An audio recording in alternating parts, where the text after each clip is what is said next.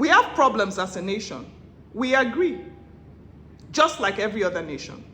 We also have a lot of success and progress stories, but that's not the conversation for today. Today, we're going to look at some of the problems that are our reality and that we always complain about.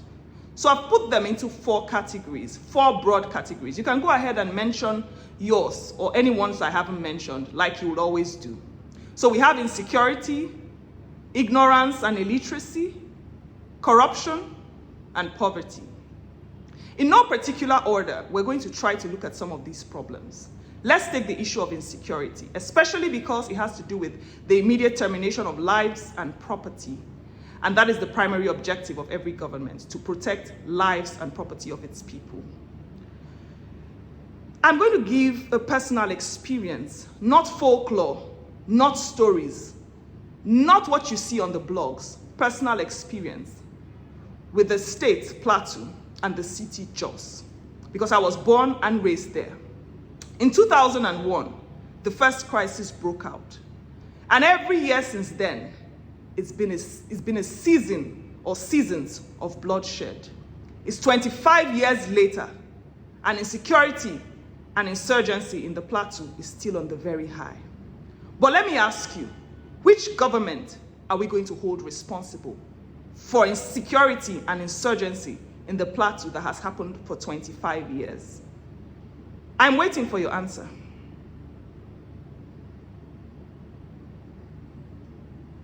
I thought as much. Now, this is just one state. Other states have their own peculiar experiences. Now, let me say that no matter how flawed a leader is, does he really benefit from the instability of his country? Not necessarily because he loves the people, but at least for the benefit of his interests, his control, and his legacy.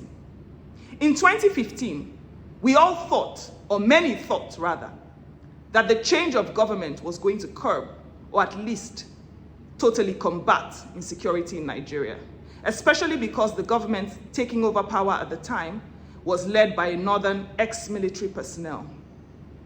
And northern because that's where the insecurity was at the highest, and maybe still is. And with his military experience and background, it was going to change. But we also know how that went. Doesn't this say more and tell us that there are underlying issues? That we should start asking, when did this problem start? Who is benefiting? What policies and efforts are being made to stop them or to combat them? Why are those policies not working? How is it that no government has been able to successfully combat the issue of insecurity and insurgency in Nigeria? How can we, as the next generation of leaders, lawfully start putting things in place? Maybe not immediately, but for a future that will eventually catch up with us. Combat these things. These are the questions we should start asking. It's okay for us to sit here and condemn every government, but guess what? The next government you are projecting, no matter who it is going to work with the same system. Is he going to go out on the streets and fight himself?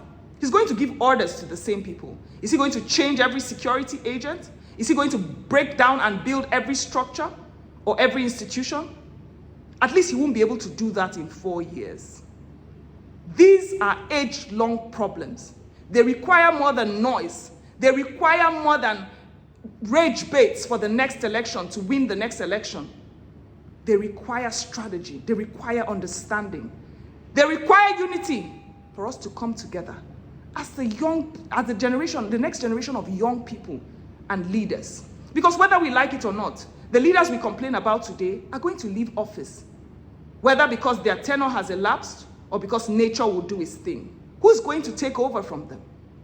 Because clueless leaders or clueless followers and citizens eventually become clueless leaders. If we don't start having these conversations now, it's going to always be the same thing.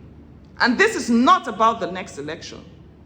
This is about the next generation. Because the countries you like, you admire, you live in, and you constantly compare Nigeria to, their policies and agenda are 100 years, decades long, 50 years. It's not a 4-year cycle. Permit me to say that our problem as a nation is not lack of leaders. It is lack of a people who do not understand what system their leaders are entering. We must arise as the next generation of leaders.